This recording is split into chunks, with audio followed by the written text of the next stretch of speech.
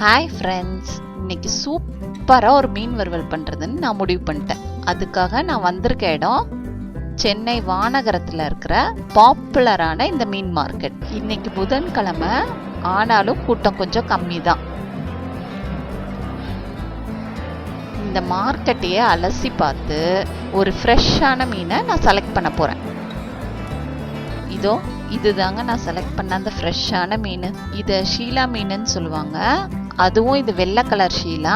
பார்க்கறதுக்கே ரொம்ப ஃப்ரெஷ்ஷாக இருக்கு பாருங்க. ஃப்ரெஷ்ஷாக இருந்தால் தான் மெல்லிசா பீஸ் போட முடியும். மீன் வெட்டுறதுக்கு இங்கே ஒரு தம்பிகிட்ட கொடுப்போம். அவர் எவ்வளோ அழகாக வெட்டுறாருன்னு பாருங்க.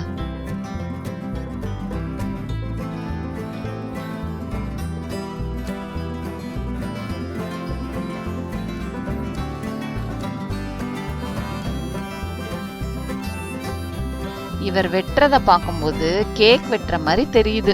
ஆனா இதை வெட்டாம நம்ம வீட்டுக்கு கொண்டு போய் அருவாமனையோட போராடிட்டு இருந்தோம்னு வைங்க, பீஸ் எல்லாம் இது மாதிரி வரவே வராது.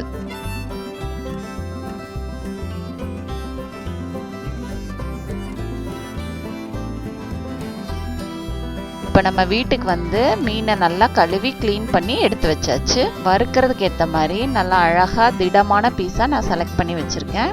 இப்போ இதை வறுக்கிறதுக்கு தேவையான மசாலாக்களை பார்க்கலாம். 2 பூண்டு உரிச்சு க்ளீன் பண்ணி எடுத்துக்கோங்க. 2 ஸ்பூன் தனி மிளகாத்தூள்.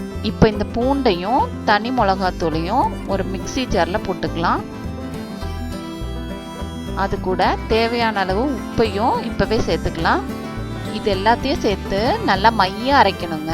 கொஞ்சோண்டு தண்ணி விட்டுக்கோங்க, அப்பதான் நல்லா மையா அரைப்படும்.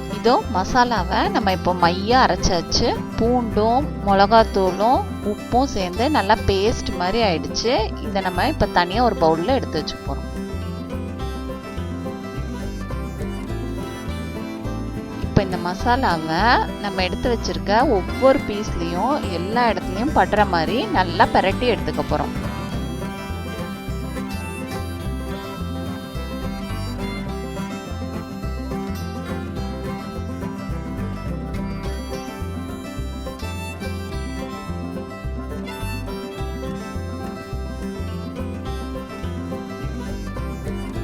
அவ்வளோதாங்க, மீனெல்லாம் நல்லா மசாலாவோட கலந்துட்டோம். இதை ஒரு 5 நிமிஷம் ஃப்ரீசரில் வச்சு எடுத்துக்கலாம். அப்போதாங்க உள்ள மசாலாலாம் இறங்கும். அப்படி இல்லைன்னா ஒரு 10 நிமிஷம் வெயிலில் வச்சு கூட எடுத்துக்கலாம். ஒரு பெரிய தவாவில் 2 ஸ்பூன் எண்ணெயை விட்டு நம்ம ஃப்ரீசர்லேருந்து எடுத்து வச்ச மீன் துண்டுகளை அதில் போட்டுக்கலாம்.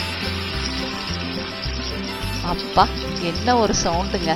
இதை கேட்கும் போதே பசி எடுக்குதுல்ல.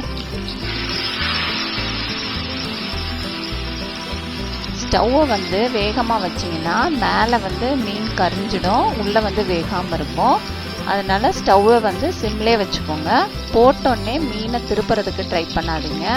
அப்படி திருப்புறதுக்கு ட்ரை பண்ணிங்கன்னா அது தவாவோட ஒட்டிட்டு பிஞ்சு போகிறதுக்கு சான்ஸ் இருக்குது. அதனால அடியில் நல்லா வெந்துருச்சா அப்படிங்கிறத என்ஷூர் பண்ணிவிட்டு திருப்பி போடுங்க.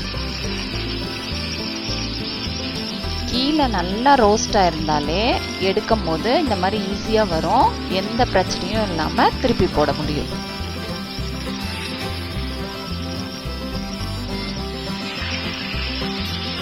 எல்லா பக்கமும் நல்லா வெந்துருச்சான்னு பார்த்துக்கோங்க. அப்படி தேவைப்பட்டதுன்னா இன்னொரு தடவை கூட திருப்பி போட்டுக்கலாம். தவால போட்ட பீஸ் எல்லாம் இப்படி கோல்டன் ப்ரௌன் கலர்ல ஆயிடுச்சுன்னா, வீடே கம கமன்னு வாசனை வீச ஆரம்பிச்சிருச்சுன்னா நம்ம ஃபிஷ் ஃப்ரை ரெடி ஆயிடுச்சுன்னு அர்த்தங்க.